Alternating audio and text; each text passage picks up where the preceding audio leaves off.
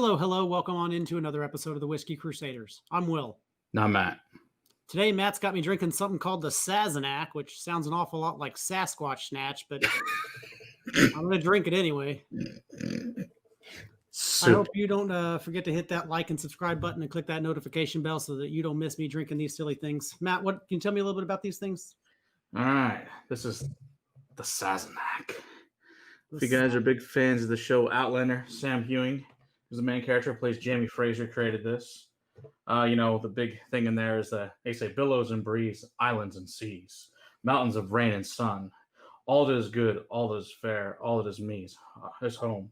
Sing me a song of a lad that is home. Say, could that lad be I? Because that's their part of the boat song from the show. But anyway, so Sam, he actually is a 46%, obviously the hit show Outlander. He did not want to be a white label, crappy, hey, I throw my name on it, celebrity whiskey. He actually helped make this entire whiskey, from picking the blends to going to the bottle design, the logo, everything. He's highly involved in this. And he actually knows a ton about Scotch. I've watched a couple of interviews with him. He actually is a huge single malt guy.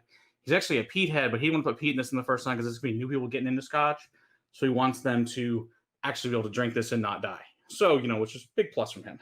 Anyway, so Sassenach means, Outlander, outsider, specifically referring to the English or Lowland Scots in the 1700s. Of course, like I said, this whole thing is inspired by the ancient, peaks, the hidden glens, the rising morning mist, the fresh water, the firm oak that runs through it. It was founded in 2019. So like I said, he refused to do that. He took 20 tries to get the blend he wanted. He actually bumped the proof up to 46% at the last minute because 40 just wasn't good enough, and 46% was better. And I agree with him. Thank you, Sam, for doing that. Appreciate it. He designed the box, the label. I mean, it's a really cool bottle. This bottle's not cheap. I mean, based all the ribs on it, the cool label, the unicorns on it. Even put it on the cork, which is really nice. Nice. So like I said, it's the Sassenach Unique Spirits. The unicorn is the national animal, actually, of Scotland. So, which is pretty cool. And the reason for that is that it's the purity of it, and apparently with the unicorn horn, if you had a poisonous water well, it would make it magically become pure. Pretty cool, but hey, whatever. Awesome mythology there anyway. So they actually, in the show on Fraser's Ridge, they actually have a still, which is pretty cool. So they're making whiskey there, which is always entertaining in the show. This is actually made by Loch Lomond, and it finished in Madeira casks, which is very cool. And the reason Loch Lomond, and this is a blended whiskey, so malt and grain, and Loch Lomond makes both. That's the reason we can use just one distillery and make both, which is very cool. It's a blended Scotch still, technically, but it's really cool what they're doing with them. So, like I said, and the whole point is he wants to take to the mountains and the glens. When you drink this, it reminds him of home because he is a Scotsman. And so he also has a book that just came out called The Clanlands, and he's got a TV show called Men in Kilts. And it's with him and Graham McTavish. And he's also rumored to be the next 007. So that's a very cool, too, that's possibly coming. So, like I said, we got this beautiful unicorn with purity, innocence, and the power of the Celtic. Let's see if the unicorn can help us think what we think of this whiskey. Couldn't they have called this a single grain? I guess they could have if they wanted to. It's a good question. If it's different grains, but all from still one single distillery, True. They could have gotten away with a single grain instead of calling it a blended malt. I don't know. I think they just wanted to call it, blended Scotch, just, to tell people. Like I said, it's the spirit of home. Or said, reminds you of Scotland. Well, you said Lowlands, and that was the first thing that popped into my mind whenever I went into the nose on this. Was really hefty, deep. It smells like they went deep into the tails on this guy. It's not peated, but it's definitely hefty. Yeah, it's got lots of tropical fruit, though. Papaya, guava, mango, white grape, some Chardonnay notes, walnut, almond. Yeah, this almost has that effervescence, that sparkling cider.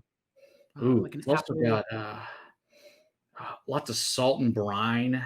So it's that white, white pepper with some lemon and lime, grapefruit, also a little bit of yellow cake, malt, cinnamon, some nutmeg. It smells freaking wonderful. It's beautiful.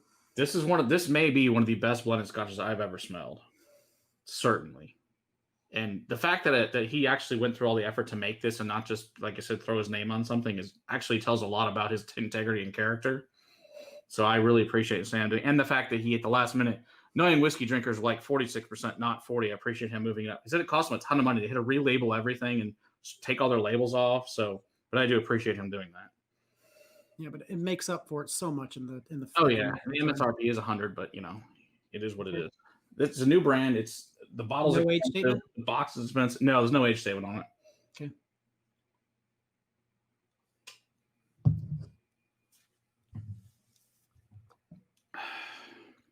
Oh, it's good. That's really good. Ooh, it's oily and rich. It's very oily. Again, it feels like they went real deep into the tails when they made these cuts. I bet they did. It's got a lot of heavy congeners in there. It's got a lot of just those heavy oils, those heavy esters. This is good.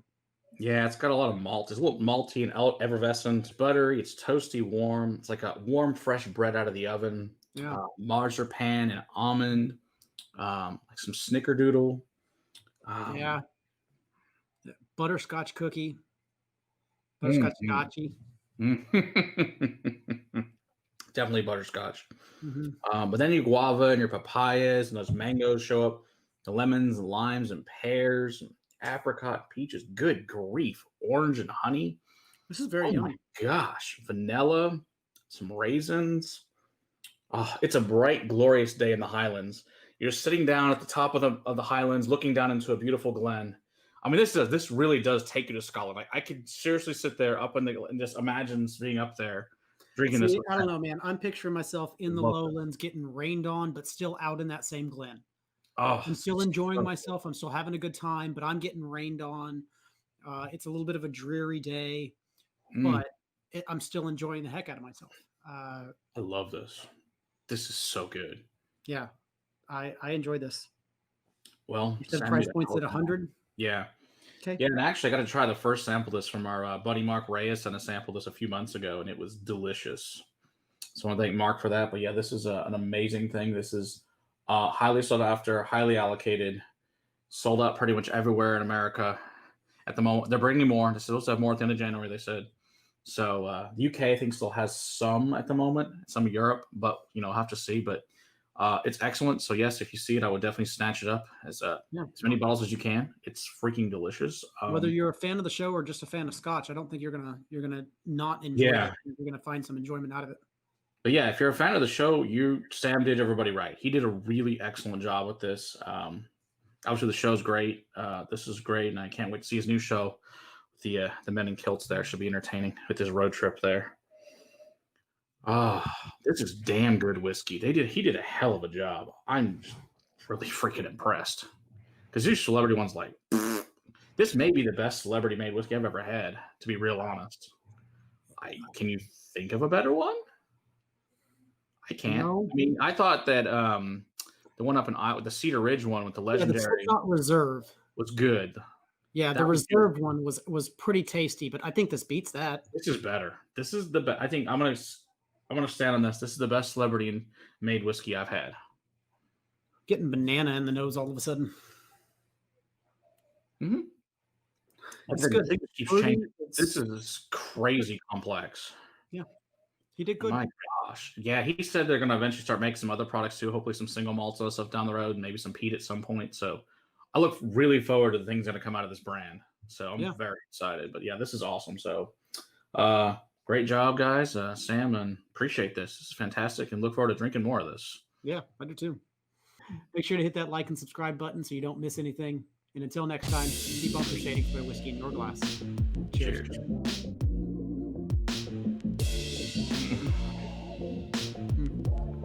God bless that.